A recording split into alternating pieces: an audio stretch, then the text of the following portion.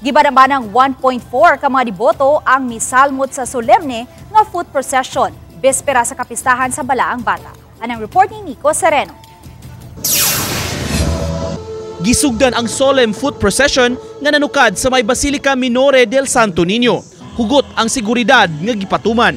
Kaubang giposisyon ang mga imahen ni Senior San Jose ug mahal nga Birheng Maria. Lakip sa miapil sa prosesyon ang mga nursing students sa lain-laing eskwelahan, bitbit sabang ilang mga pangaliya ngadto sa Balaang Bata.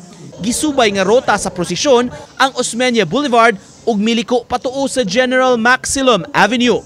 Wa panumbalinga sa mga deboto ang kainit sa panahon. Bana-bana sa Cebu City DRRMO, 1.4 million ka mga tao ang miatender sa foot procession. Hilabhan kainit ang panahon karon dinhi sa Metro Cebu samtang nagpadayon kining dakong relihiyosong kalihukan.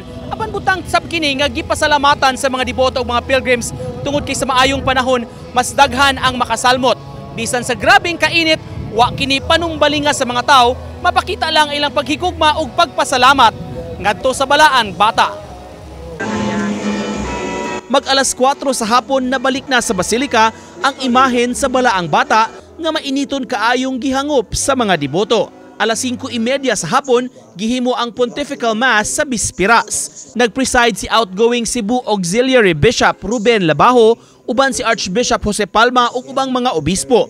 Sa iyang mensahe milakbit pa si Labajo sa pagpanamilit sa mga Sugboanon tungod kay sunod simana, iinstular na siya isip obispo sa bag-ong diocese sa Prosperidad, Agusan del Sur. Our auxiliary bishop is our gift to Prosperidad. Pamalunan nato siya atong pagampo o may harapan ang ibang pamanon ipadala ng Pagkarosario. Pakpak kay Bishop Ruben Labajo.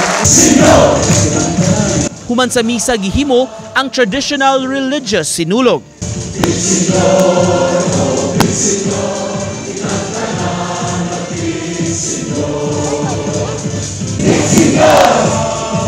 Gipangunayan sa kaobispuhan ug mga kaparian ang pagsayaw sa imahen sa Balaang Bata.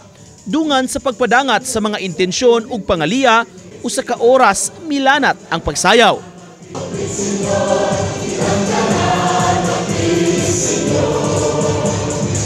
Daw sa way kakapoy ang mga tao, mapaambit lang ang ilang pagdaig ug pangaliya. Makahilak makapanimbaw sa balhibo nga mo mahatag nimo ang imuhang kusog nga makahatag ka ma-express nimo everything nga mapadayag nimo ug unsay imuhang mga gustong ipaabot sa Santo Niño deep within your heart. Ang mga first-timers nabilib sa hugot nga debosyon sa katawhan.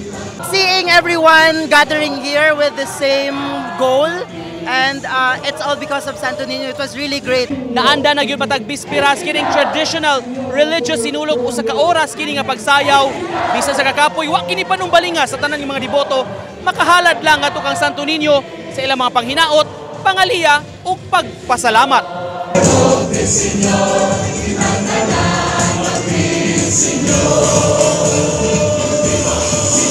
Ug mas nahupyaw ang tanan dihang atol sa sayaw duna say fireworks display pagpakita sa tumang kamaya sa katawhan sa Balaang Bata sa iyang kapiestahan.